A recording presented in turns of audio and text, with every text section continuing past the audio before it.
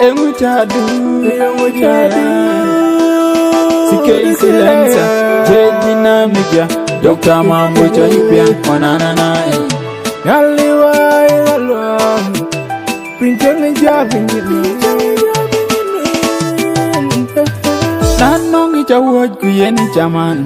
Nongran chia deri kaken keja Nanong di chin pi dia juertin Penyolea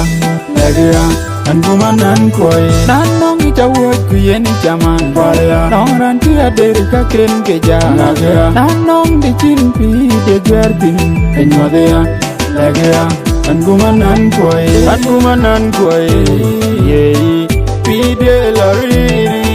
and you quiet come on, y'all think that very wood model, and if you're jolly view of a pure job roll, and Chidaka Diliki and a young roll, and not until a day, Nagia, Indian below, we talk a feed, the big model, we talk a feed, the big Yaliwa, and long it's a word to any Jaman, not until a day, Kaken Keja, and long the chin feed, the Jertin. Penyolea, Legia, Angumanan koi Nanong itawad kuyeni chaman Nongran chia deri kaken keja Nanong di chinpi de juertin Penyolea, Legia, Angumanan koi Ude ranyut kara chiang piriu vinaren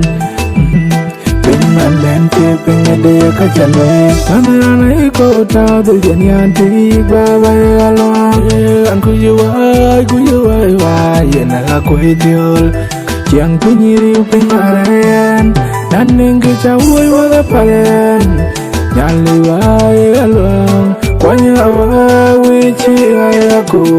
bawa Nanong itawad kuyeni chaman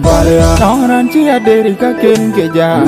Nanong di chinpi de juertin Penyolea, Legia, Angumanan koi Nanong itawad kuyeni chaman Nongran chia deri kaken keja Nanong di chinpi de juertin Penyolea, Legia, Angumanan koi Gumde penyenom megara inde penyenom Yongun yanlik Matian ke koi ceko pakaian kadukja Soan mikiansa Iya tapio See your ways Nanong itawad kuyeni chaman Nongran chia deri kaken keja Nanong di chinpi dia juertin Penyolea, Legia, Angumanan koi Nanong itawad kuyeni chaman Nongran chia deri kaken keja Nanong di chinpi dia juertin Penyolea, Legia, Angumanan koi